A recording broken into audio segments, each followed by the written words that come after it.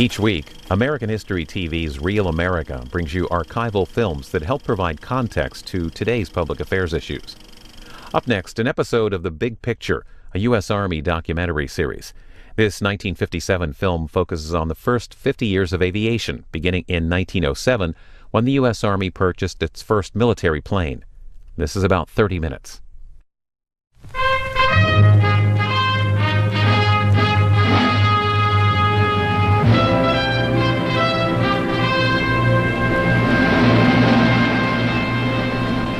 This is The Big Picture, an official television report of the United States Army, produced for the armed forces and the American people. Now, to show you part of the big picture, here is Master Sergeant Stuart Queen. In the fall of 1907, the United States Army purchased from two bicycle mechanics named Wright the first military plane. Guaranteed to remain aloft for 1 hour, it carried two persons, had an airspeed of 40 miles an hour, and was light enough to be transported in an Army wagon. 50 years have passed since 1907. The miracle of flight has become a commonplace reality. There seems no limit to aviation progress. This is the Army's tribute to the pilots, the mechanics, the engineers, and the countless others who have given wings to man's dreams. This is the age of flight, the air age. Today, air power is a dominant factor in the American defense program. Far out from all four corners of the United States, Navy and Air Force radar planes are spreading an aerial umbrella across the sky. Careful men, guarding against any sudden attack. They are a vital link in a radar team that includes the Dewline early warning stations in northern Canada, Texas tower installations at sea, and Navy picket ships. America has a shield of radar which will search out unknown aircraft long before they reach U.S. borders. But it is upon our airmen and modern aircraft that we must rely in case of enemy attack. Here is our offense and our defense, a magnificent bulwark of aircraft whose speed, strength, and dedication provides us with air power. But it wasn't always like this. For centuries, man gazed up at the flight of the bird in helpless envy. How easy it seemed, if all it took was wings. Alas, wings alone were not enough, as many birdmen proved. Despite ingenuity and determination, they flapped and flapped in vain. And although the spirit was willing, it remained for Orville Wright and his brother Wilbur to point the way.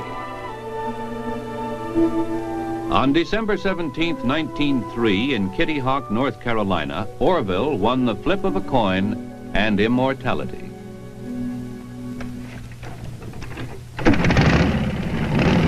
With two bounces, he was in the air, where he hovered for 12 seconds at 31 miles an hour, covering 120 feet. But there were other early flying machines, some that taxied, and some that hopped, some that didn't do much of anything, and some that, hey, watch out there! In 1907, the Army recognized the potential of aviation, and in 1909 it purchased the first military plane. The U.S. Army Air Service was founded under the supervision of the Chief Signal Officer. Early Army pilots were assigned the task of testing and improving the piano wire and canvas airships. They flew test after test. Not all of the flights were successful. The first man to die in a plane crash was an Army lieutenant. Now, planes were getting bigger. By 1910, an unknown enthusiast named Glenn Curtis was building and flying amphibians. By 1914, the fledgling Army Air Service had expanded to several dozen planes. At first, planes were used only for aerial reconnaissance. But in time, bombs and then machine guns were added. Pilots who had once waved at each other as they passed now shot to kill. These were the days of the Lafayette Escadrille and Baron von Richthofen's Flying Circus, of Billy Bishop and Eddie Rickenbacker. Americans learned new words, the Spad, the Fokker, the Jenny. With the end of the war, numerous new experimental planes appeared. And a new kind of scientist emerged, the aeronautical engineer. There was even a new kind of aircraft. It was called a helicopter.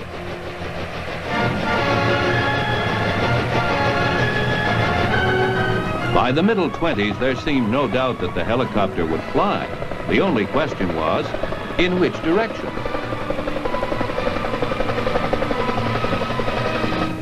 Some early four-bladed copters actually hovered, while others only bounced.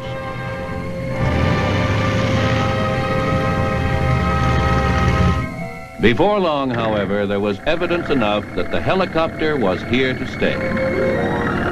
Now man was finding first one method and then another of flying where for thousands of years he had been able to do little more than watch the birds and breathe.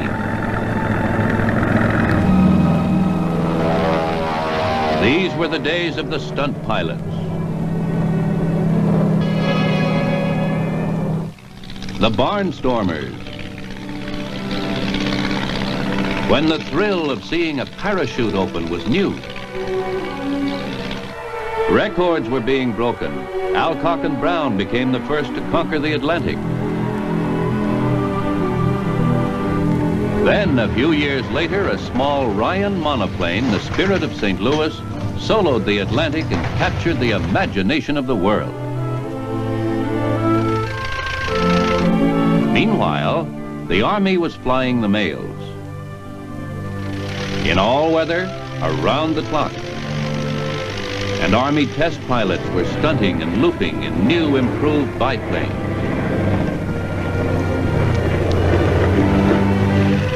The autogyro was having its day and opening the way for today's American helicopter.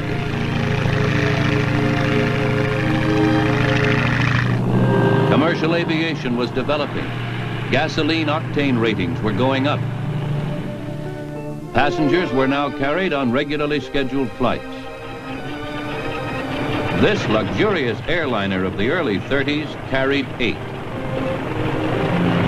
Some people even thought commercial aviation had a future. By the late 30s, however, the biplane had almost completely disappeared. The Army Air Service given way to the United States Army Air Corps, and although hard-pressed for funds, had developed the nucleus of a modern Air Force.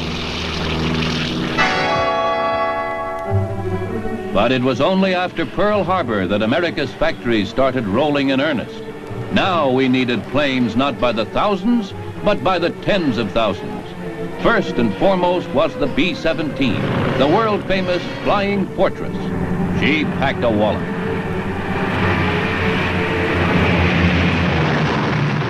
From all over America came the pilots, and soon the planes were ready. By 1942, vapor trails were over France. The air war was underway. These were the men who flew with death, the pilots, the navigators, the gunners. 48,000 pounds of steel, 10 men.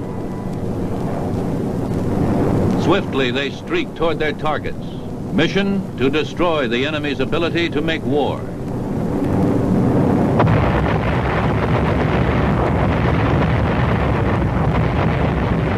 That was their job. And they did it. A plane is a beautiful thing. 10 men's lives are beautiful. A bomber going down is not.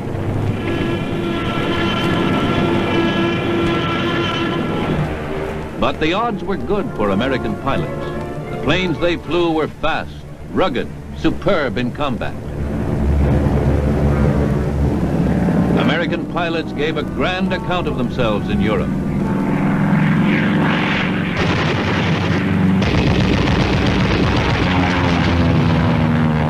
They drove the enemy from the air. And escapes like this were few. Low-altitude strafing. Shattered enemy ground installation.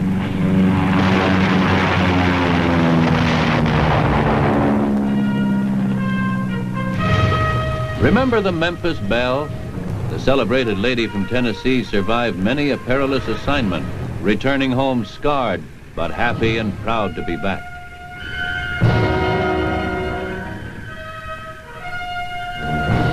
In the Pacific, many Navy ships were carrying planes. Courageous Navy pilots mastered early catapult launching devices, and aboard aircraft carriers they overcame an additional hazard, a rolling landing field.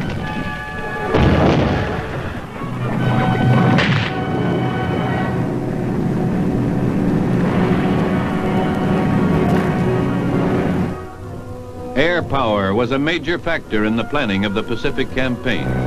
These tough fighters outfought the best the Japanese had to offer. They spearheaded the island-hopping Allied forces across the Pacific as the war moved closer and closer to the Japanese homeland.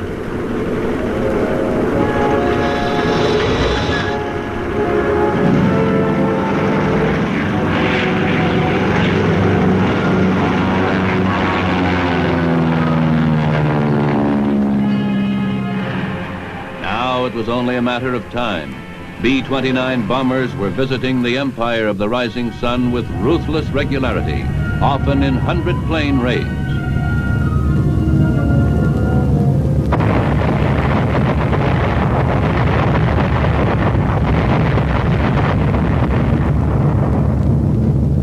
But it took only one B-29, the Enola Gay, to close that chapter in human history.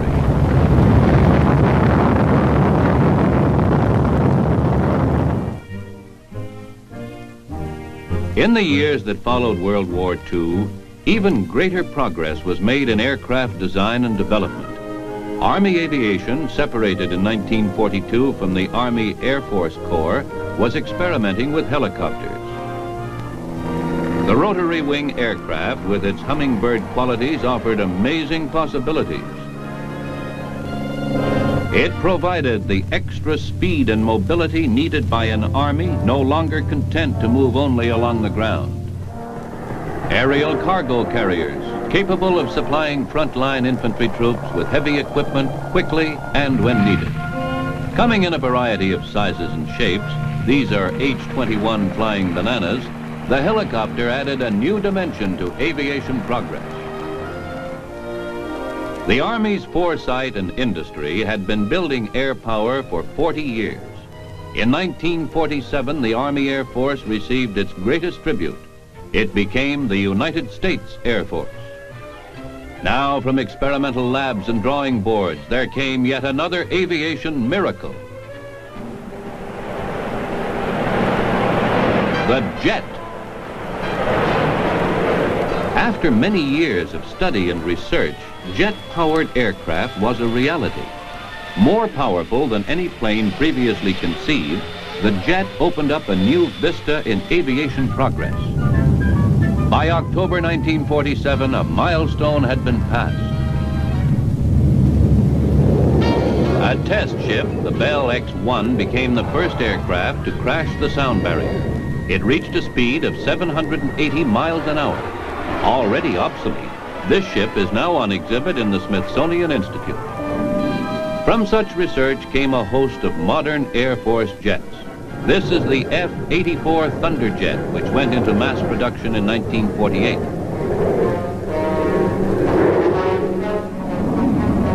One of the earliest jet fighters, it was also one of the best.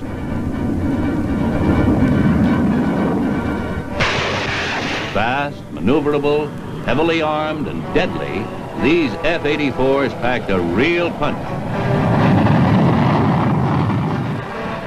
Jet bombers came right along with the fighters. First accepted was the B-45 Tornado, powered by 4 engines with a top speed of over 500 miles an hour. Next came the sensational B-47 Stratojet, driven at over 600 miles an hour with a range of 3,000 miles. America was building an arsenal of jet bombers.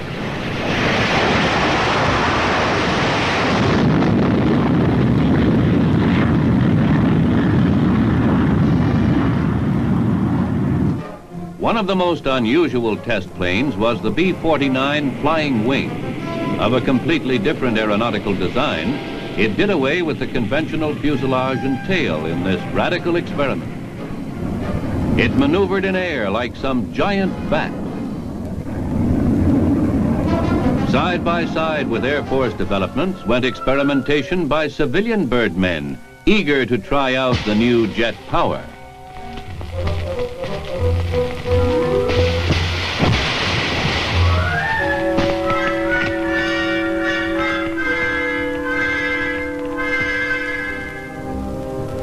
But it remained for Korea to demonstrate the real value of America's jet aircraft. They proved themselves in combat.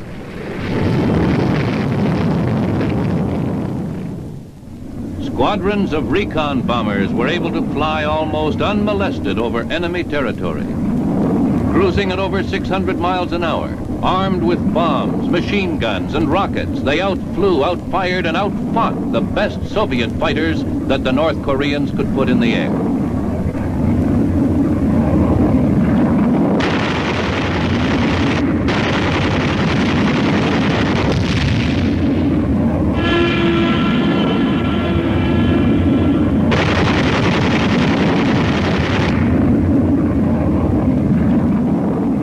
Carrying up to 32 5-inch rockets, they wreaked havoc with enemy ground forces. Operating in close coordination with the infantry, time and time again they destroyed enemy build-up centers.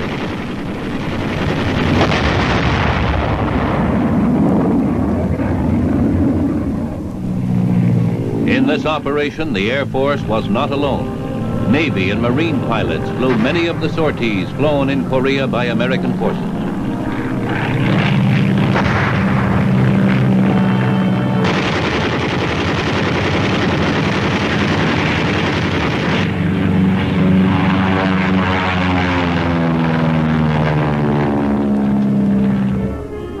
Close support for infantry troops was a specialty of Marine airmen.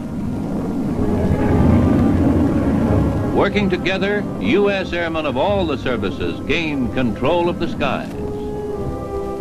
For low-level aerial reconnaissance, however, Army aviation was used. In World War II, light planes like this were first assigned to infantry units. The effectiveness of the early scout planes resulted in the formation of Army aviation.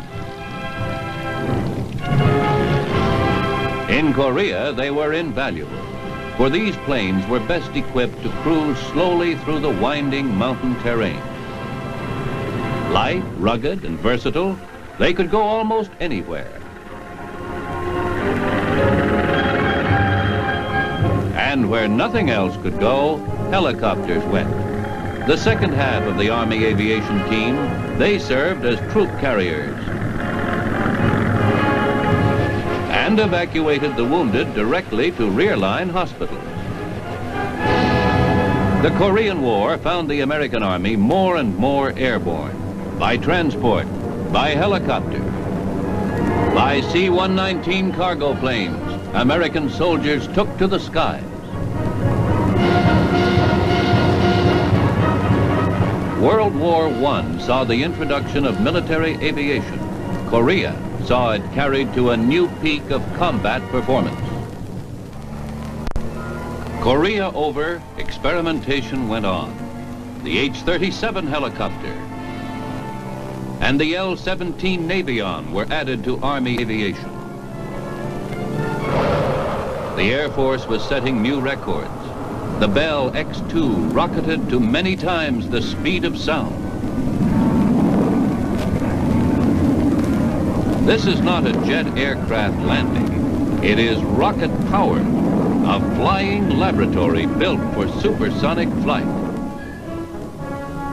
With aircraft like this, research was moving away from Earth into the borders of space. The Air Force Research and Development Program requires a lot from its planes, and a lot from its men, the test pilots who take the chances. As planes were getting faster, so they were getting bigger. This is one of 2 decks aboard the XC-99, the world's largest cargo plane. This extraordinary aircraft has a tail larger than the entire original plane flown by the Wright brothers at Kitty Hawk. And its fuselage is longer than their first flight. Looking at it, who would believe it would truly fly?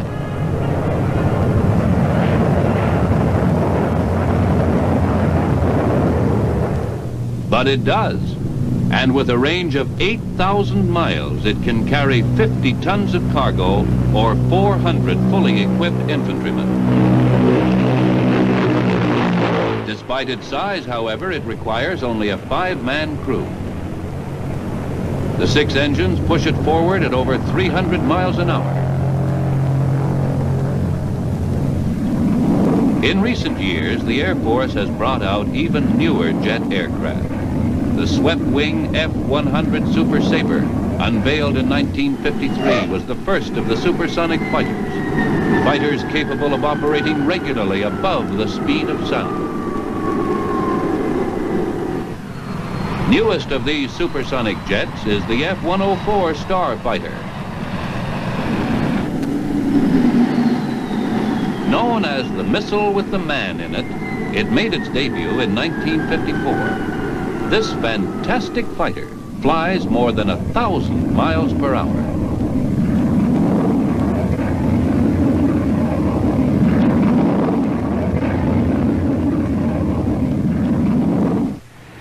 A true mammoth of the sky, largest and fastest jet bomber in the world, is the B-52 Stratofortress. Pride of the Air Force, this giant bomber with its 6,000-mile range can reach any target in the world. Today, American air power, with its arsenal of atomic weapons, is one of the chief deterrents to war. On this 50th anniversary of military aviation, the B-52 is a shining symbol of American aviation progress. And still the experimentation goes on. This is the Army's converter plane, now being tested. Its propellers are designed to lift it as a helicopter and then fly it as a conventional plane. This is one of several converter planes presently undergoing study. At the same time, a variety of small one-man helicopters are being developed. One day, this device may be standard equipment for all infantrymen.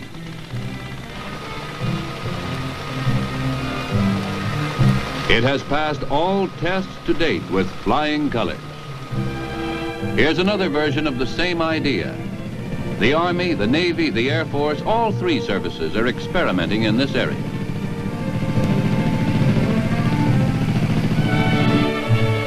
One of the most unusual recent developments is the aerocycle. Similar in concept, the flying platform is another recent innovation.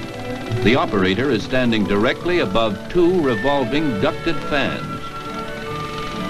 He is literally standing on a column of air, an astonishing new principle of flight.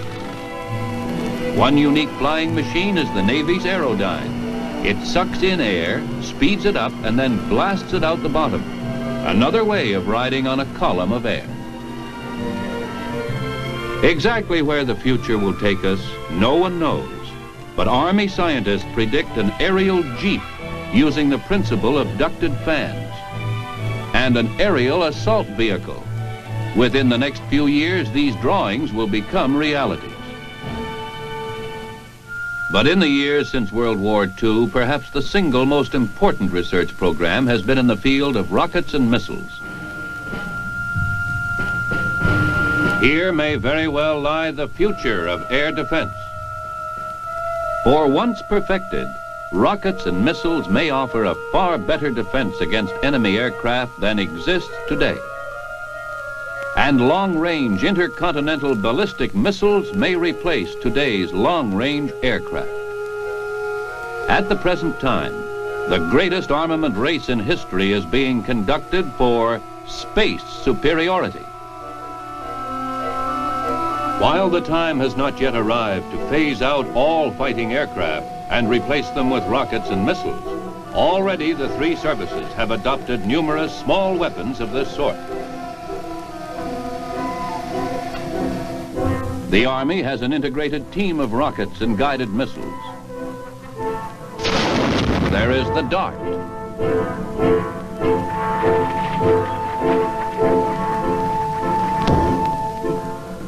Nike Hercules. Honest John. Corporal.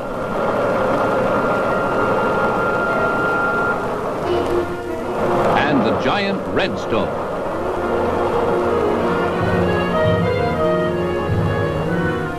The potential of the missile seems unlimited. Already we have submarines and cruisers equipped for missile launching.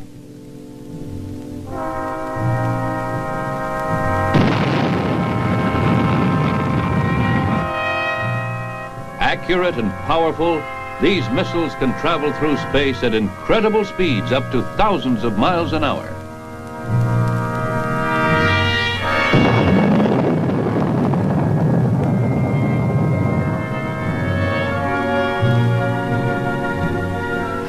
One day, missiles in many sizes and shapes may replace conventional air defenses.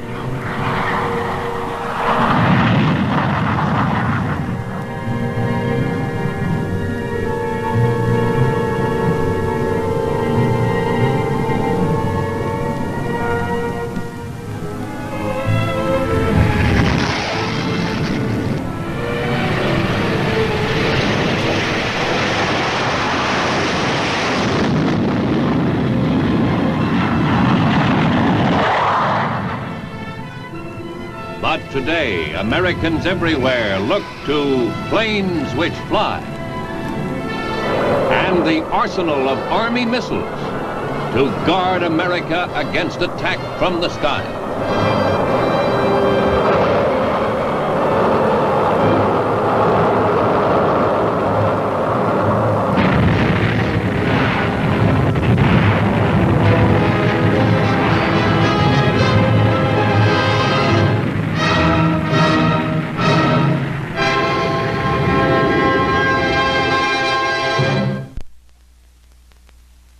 In a short half-century, America has built its air power second to none in the Naval Air Arm, the Marine Corps, the Air Force, and the Army. The big picture has paid tribute to the courage, tenacity, and skill of the men and women who have served the nation through 50 years of military aviation. And on this anniversary, the Army salutes its sister service, the United States Air Force. Now, this is your host, Sergeant Stuart Queen.